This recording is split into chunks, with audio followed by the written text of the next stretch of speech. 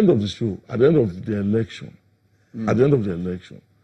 even in the course of the election, you need to be on ground at jury to see the tension on the ground because nobody knew who was going to win. The process was so democratic that even Honorable Aliyu sitting here had to congratulate Vice President Atiku Abubakar for emerging out of a very credible process. This is completely and totally different from the conjuring that was done at Eagle Square. Totally different. Honorable Aliyu, are you congratulating the PDP on a credible process? Is that what you're congratulating them for? No. I mean, first of all, I'm congratulating them as our opponents and as to show the people that, look, we want issue-based. And we are all Nigerians, Maki, remember, and whether PDP or APC. But let me go back to some of the things he said. Now, thank God Nigerians know, all of us, we didn't fall from heaven. We know the antecedents of PDP. We know what they have brought this country into in terms of channel of money. But look, that's beyond the point. Whether they shared money or they have not, there is a lot of difference between their own convention and ours. Ours was just to go and reaffirm. We had our candidate because we did what was called a national election, you know, from wards. So we just came to Abuja to satisfy the law, to ensure that it is done because the Electoral Act specifically says the presidential candidate must be elected by a special convention. So you could see that ours was more to come and show Nigerians, at least tell Nigerians that, look, this Mr. President, who, and my brother here knows, you cannot compare. If you say Buhari, Atiku, that's why I said, look, let us talk about issues now. Let's talk the corruption issue. Buhari has never, ever been, you know, associated with anything corruption, personally. And he spoke about how this government was fighting corruption, or is fighting corruption.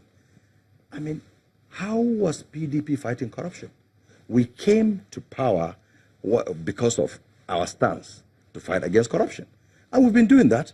And as I said, we are all Nigerians as well. There are certain things that unfortunately, the system might not allow you to do what you want to do. But this president has demonstrated in real terms. I, as a person, Buhari, you know, the government that I'm leading, I try as much as possible to ensure that there are no corrupt elements around. Well, while we look forward to an issues-based campaign, I believe that's what all Nigerians are hoping for on both sides of the aisle. The reality is politics obviously will affect the ability of the candidates to be able to bring out their messages. And I want to get to that right now because both of your parties right now have some form of internal turmoil taking place at the moment. And I want each of you to speak to that. Honorable Aliyu, when we talk about the APC, we have heard from First Lady Aisha Buhari condemning the national chairman of her husband's own party, saying that essentially what he has done has been a show of impunity, saying that Nigerians should vote wisely, etc. And this is the wife of the president. Now, what do you make of that in terms of what that is emblematic of? In terms of the fallout of the primaries within your party and how that will affect the prospects of President Muhammadu Buhari in his pursuit of re-election next year? Well, Aisha Buhari is a Nigerian. She's entitled to her opinion. And the opinion of Aisha Buhari, it's her own opinion. So she has the right to say whatever she wants to say. But that does not change the fact that APC is a party. She's a member of the party. And if she is not satisfied with what is happening in APC, she can also say that I am not going to vote for APC. That's okay. I mean, so I want you to understand, look, we're not dictatorship. We don't dictate to Aisha or anybody who does not agree with things, the way things are in APC. And look, in most places, the primaries were conducted according to the law. And if you contest and lose election, a lot of people could say anything. So if she decides to speak the way she did because of certain things, it's her business. It's her opinion, as I said. She's entitled to her opinion.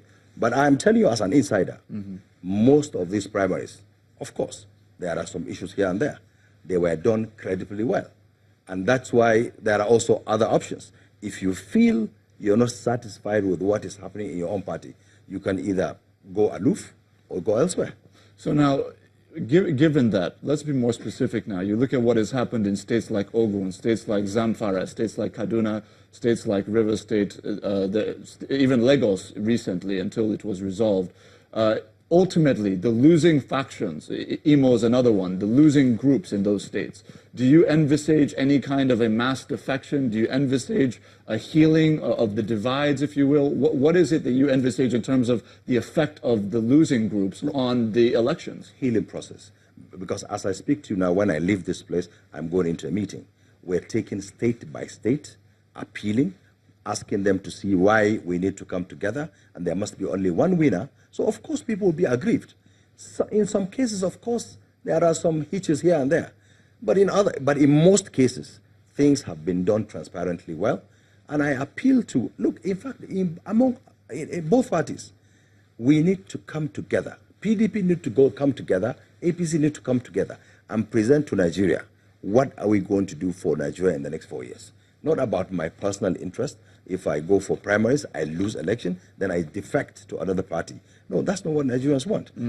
Mr. Olabondian, we know that obviously the politics of some of these issues will impact on how certain heavyweights politically will move their structures behind which candidate. And obviously within your party now, we know that there is something of a break between former Vice President and now presidential candidate Atiku Abubakar and a very powerful governor who many consider to be a kind of a national leadership figure in your party, River State Governor Nyesom Wike. We know that, of course, Governor Wike and Governor Fayose, for example, stalwartly backed former Speaker of the House, Aminu Tambuwal, for the presidential ticket. That did not work out.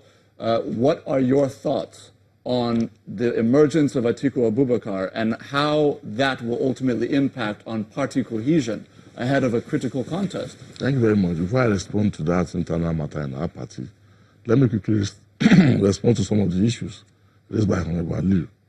First, he spoke about the antecedents of PDP.